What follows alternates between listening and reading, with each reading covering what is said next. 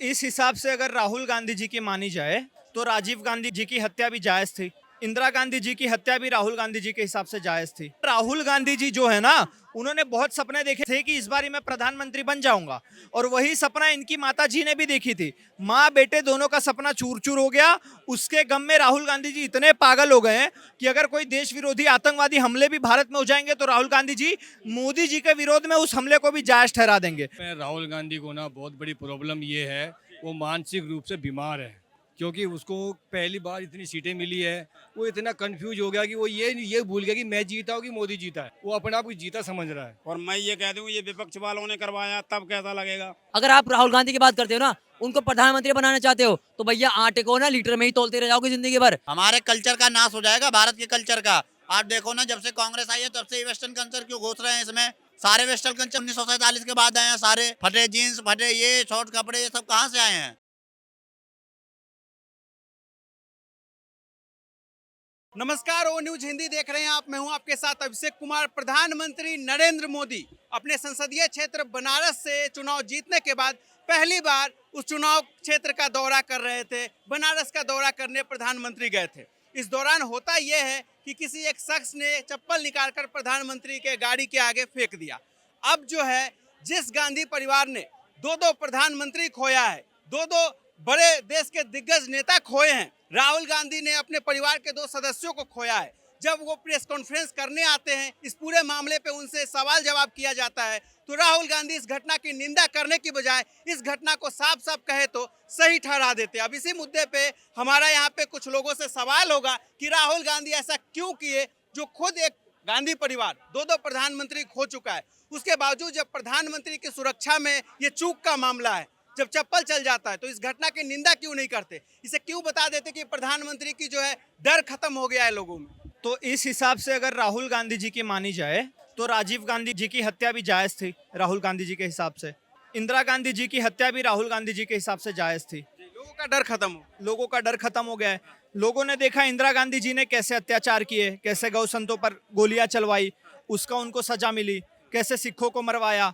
उसके बाद राजीव गांधी जी का भी कहीं ना कहीं लोगों ने देखा कि इन्होंने लाखों लाखों सिखों को मरवा दिया, उसकी इनको सजा मिली। तो भैया राहुल गांधी जी जो है ना, उन्होंने बहुत सपने देखे थे कि इस बार मैं प्रधानमंत्री बन जाऊंगा, और वही सपना इनकी माता जी ने भी देखी थी।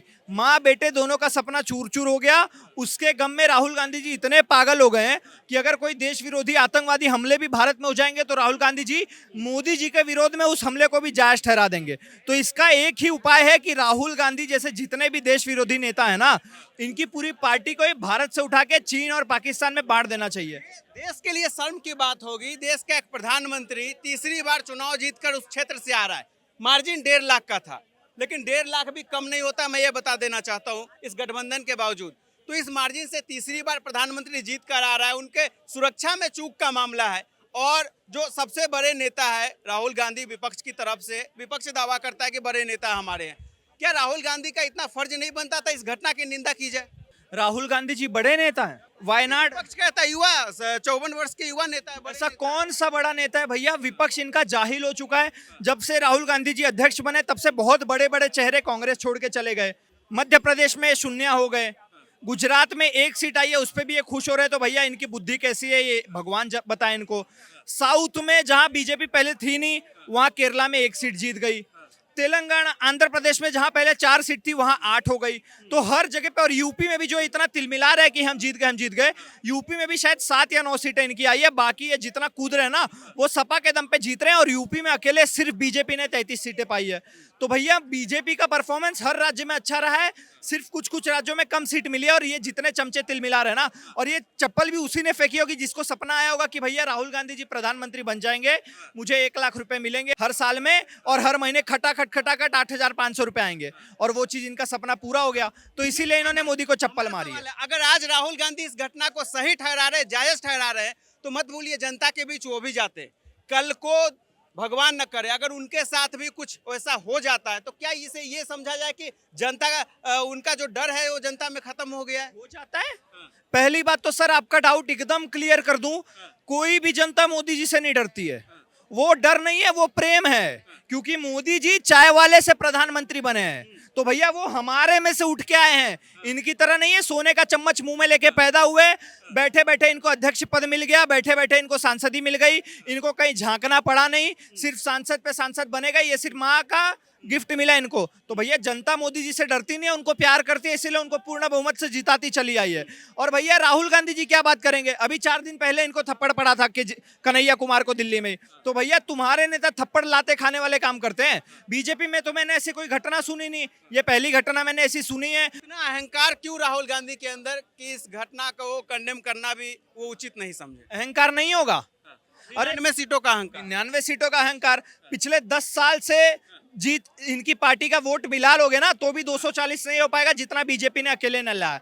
तो भैया 99 सीटें आई है इनकी, तो अहंकार तो होगा ही। राहुल गांधी जी दोबारा से सांसद बन गए, बरेली में जीत गए, तो भैया उस चीज का तो इनको अहंकार होगा ही। टेंशन मत लो, अभी तो विधानसभा के चुनाव आ रहे हैं ना, सारा इनका अहंकार ठंडा हो जाएगा। कांग्रेस तब भी खत्म थी, आज भी खत्म है, और आगे चल के तो खत्म हो ही जाएगी पूरे तरीके से। सर कैसे देखते हैं इस पूरे घटना को? प्रधानमंत्री के काफिले पर चप्पल चल जाता है और राहुल गांधी निंदा तक नहीं करते बल्कि और मजा लेते हैं इस पूरे घटना में। राहुल गांधी को ना बहुत बड़ी प्रॉब्लम ये है, वो मानसिक रूप से बीमार है। क्योंकि उसको पहली बार इतनी सीटें मिली है, वो इतना कंफ्यूज हो गया कि वो ये भूल गया कि मैं जीता हूँ कि मोदी जीता है। वो अपने आप को जीता समझ रहा है, सरकार बना नहीं पाया। 98 सीट है, अब 99 नहीं बोलेंगे हम, एक से रिजाइन दे दिया। अभी तो 98 सीट है। वो इतना कंफ्यूज हो गया कि मैं जीता हूँ हारा हूँ, एनडीए जीता है कि हारा है, या इंडिया गठबंधन जीता है, उसको कुछ नहीं पता लगा। 15 दिन में होश आया कि हम तो हार गए, मोदी सरकार बनकर बैठ गया। तो उसको कुछ नहीं कह सकते, वो उसको मम्मी को भी कोई मार देगा ना, और वो भी भूला पड़ा होगा कि मेरे को किसी ने मारा, पता कुछ नहीं, मैं तो जीत गया। ये उसका दिमाग बहुत कमज़ोर है, वो किसी लायक नहीं है। वो बेफालतू के मोदी के पीछे पड़ा हुआ है। अडानी, अंबानी, मोदी, 3 चीज़ के सिवाय कुछ नहीं किया। और 1 लाख रुपए जो उन्होंने दिया है, देने की बात करी है, ये आने वाले चुनावों में उनके गले की हड्डी बनने वाला है। 1 लाख रुपए की जो रिश्वत का पत्ता फेंका है वो बहुत भारी पड़ेगा, 8500 रुपए का। और वो जो है यूपी के और पंजाब की जो अनएजुकेटेड लेडीज हैं उन लोगों को बहकावे में लेके किया, जिसकी वजह से वहाँ पे कुछ सीटें आ गई उनकी, अब वो आएगी नहीं। और यही चीज़ दिल्ली में हुई, जबकि दिल्ली में लोग यहाँ के जागरूक हैं और लेडीज़ भी पढ़ी लिखी हैं, इसलिए आप देख लीजिए कि वोट का रिस्पॉन्स आ गया उनका। इसलिए सर चप्पल कांड पे हमारा सवाल है, जिस परिवार ने, गांधी परिवार ने 2 प्रधानमंत्री देश ने खोया है, राहुल गांधी ने, वो बताते मेरा निजी क्षति हुआ है, तो इस घटना को कैसे भूल सकते हैं? प्रधानमंत्री की सुरक्षा में चूक का मामला होता है, राहुल गांधी इस पे मजे ले जाते हैं। राजीव गांधी की हत्या हुई, सरकार किसकी थी? कांग्रेस की थी ना। तो जब वो अपनी सिक्योर नहीं कर रहे हैं तो जनता की सिक्योर क्या करेंगे बताइए आप? इंदिरा गांधी की हत्या हुई, सरकार किसकी थी? वो अपने आप को सिक्योर नहीं कर पा रही है, तो बताओ हम क्या करें उसमें? क्या हम जा करके उनको सुरक्षा दें? भीड़ में से अगर किसी शख्स ने वहां पे चप्पल चला दिया तो ये प्रधानमंत्री की सुरक्षा में चूक का मामला है, बहुत बड़ा ये विषय है। और राहुल गांधी जब प्रेस कॉन्फ्रेंस करने आते हैं तो इस घटना की निंदा नहीं करते, कहते हैं उनका जो 56 इंच का सीना था 36 इंच का हो गया है। लोगों में डर, उनको प्रधानमंत्री का जो था वो डर लोगों का खत्म हो गया, इसलिए लोग उन पे अटैक कर रहे हैं। ऐसा बयान कैसे देख? और मैं ये कह दूं ये विपक्ष वालों ने करवाया, तब कैसा लगेगा? ये नहीं होता है क्या? और ऐसे मुद्दे, ऐसे कार्य जो है विपक्ष ही करवाता है। प्रधानमंत्री जी पर अगर किसी ने इस तरह की घटना घटी है तो इसका है ना, इसमें विपक्ष का भी हाथ हो सकता है। ये कोई बहुत बड़ी बात थोड़ी हो गई है। एक आदमी की हत्या हो जाती है, एक अटैक हो जाता है, वो कोई बड़ी बात नहीं रही। वो कोई चप्पल फेंक दी गई, वो बहुत बड़ी बात हो गई है। राहुल गांधी को तो वैसे कुछ नहीं आता, मैं बताऊं तुम्हें। उसे क्या बोलना है, क्या नहीं बोलना है, कहाँ बोलना है, कब बोलना है, कैसे बोलना है, कुछ पता ही नहीं। उसकी तो बात ही करना बेकार है। प्रधानमंत्री की जो जीत होती है बनारस से, कैसे देख रही? बताया जा रहा है कि बहुत कम अंतर रहा, 1.5 लाख का मार्जिन रहा, बट क्या जब सामने विपक्षी गठबंधन हो 1.5 लाख का मार्जिन कम होता है क्या? अरे ये सब है, फिर वही मैं आपने क्या कहा, तीसरी बार हो, हमें जीत चाहिए, हमें जीत चाहिए। एक वोट से हो, एक रन से हो, जीत तो जीत होती। अटल जी की सरकार 1 वोट से ही गिरी थी, वहाँ ज्यादा वोटों की जरूरत नहीं थी, सरकार गिर गई। अगर हमारे पास 1 वोट होता तो अटल जी की सरकार नहीं गिरती। मोदी जी चाहे 1 वोट से जीत के आए, वो जीत के, अंतर तो आगे पीछे होता रहेगा। सबसे बड़ी बात यह है कि विपक्ष जो है ईवीएम पे लगाता था आरोप, वो तो खत्म हो गया। देखिए हमने सरकार भी बना दी, हमने ईवीएम का जो बेवफा का दामन था वो भी छुड़वा दिया। हमने दो स्टेट भी ले लिया, उड़ीसा भी ले लिया और अरुणाचल प्रदेश उसमें भी ले लिया, और 7 राज्यों में हमने अपने यहाँ क्लीन स्वीप भी कर दिया। एक एक उपलब्धि नहीं है 24 की, 4-4 5-5 उपलब्धि लेके 24 बैठा हुआ है। विपक्ष में राहुल गांधी पहले तो वो तो यही करेंगे। और दूसरी बात, अगर आप कह रहे हो कि वहां पर चप्पल मारा गया है ना, तो कुछ लोग फूल बरसाने वाले होते हैं तो कुछ चप्पल मारने वाले होते हैं। लेकिन जो चप्पल मार रहे हैं ना, वो मूर्ख हैं, वो अनपढ़ हैं, वो जानते नहीं कि किसके ऊपर मारा है। उस मोदी के ऊपर मारा है जिस मोदी ने अपने देश को इतना ऊपर लेके गए हैं, ठीक है ना। अगर आप राहुल गांधी की बात करते हो ना, उनको प्रधानमंत्री बनाना चाहते हो, तो भैया आटे को ना लीटर में ही तोलते रह जाओगे जिंदगी भर, ठीक है ना। और वो राहुल गांधी, वो एक दिन प्रधानमंत्री जरूर बनेंगे, लेकिन रात को सोने के बाद और सुबह उठने के पहले वो प्रधानमंत्री रहते हैं, रोज रहते हैं। और दूसरी बात, मोदी जी की बात करें आप, तो भैया 2014 में आए, 2024 में आए और 2029 में भी आएंगे, बिल्कुल। 2000, हाँ 2 बार आ चुके हैं, 2019 में भी आए। तो ऐसा है, जिन लोगों ने चप्पल मारा है ना, उनको ये बात समझना चाहिए, जिस इंसान के ऊपर आपने चप्पल मारा है, उसने पूरे देश में कितना काम कर दिया है, कितने गरीबों तक लाभ पहुंचाया है, जो 65 साल में कांग्रेस नहीं कर पाई। आप कांग्रेस की बात करते हो, कांग्रेस कहती है अगर आप हाथ बदलोगे तो हालात बदलेंगे।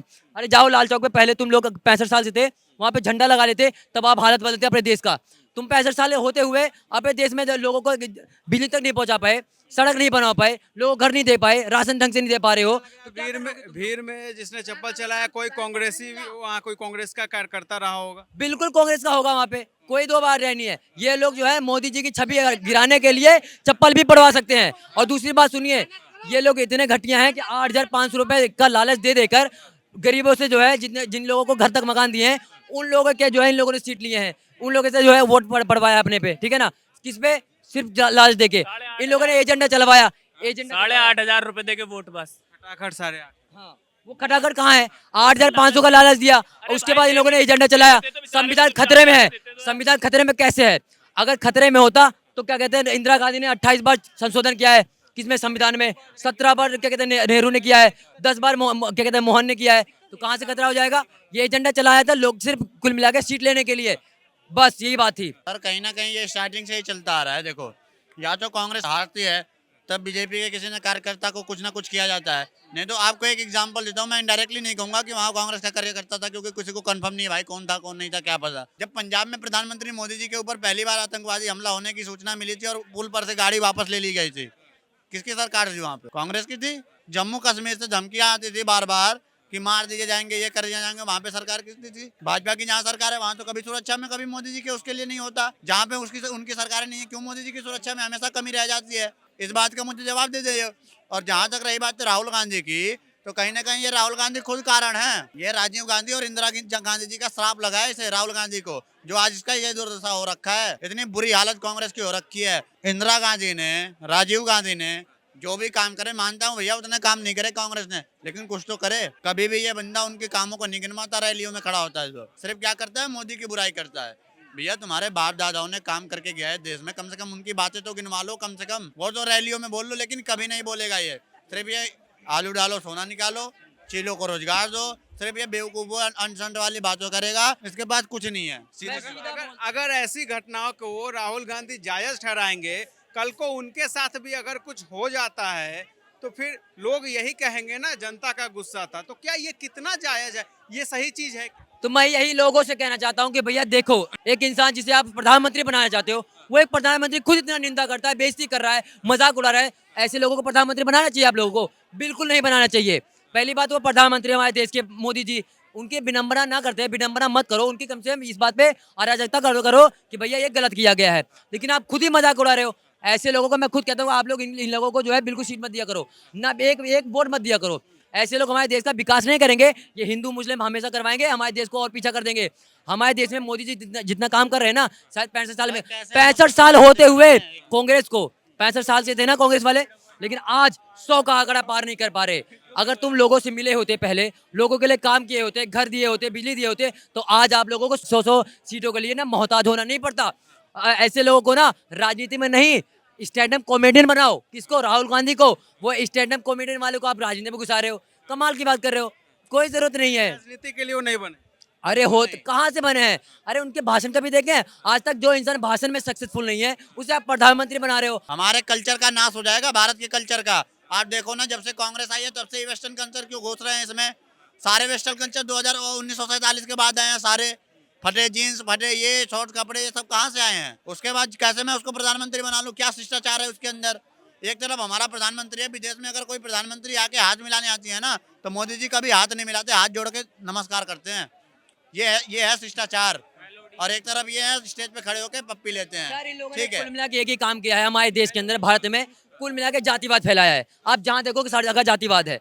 आप जाके देखो यूपी में, तो अब यादव को दे रहा है, ठीक है ना, तिवारी को दे रहा है, ठीक है। और वो एक चंद्रशेखर रावण है, वो अलग ही एक कम्युनिटी लेके चले पड़े। अरे भैया देश का विकास करना चाहता है, बेड़ा गर्क करना चाहते हो। हमारे मोदी जी कहते हैं सबका साथ सबका विकास। ये लोग कहते थे कि ये एससी वालों को बहुत नीचे समझते हो। तो भैया एक बार हमारे राष्ट्रपति मुर्मू है, आदिवासी महिला है, कितना सम्मान है उनका।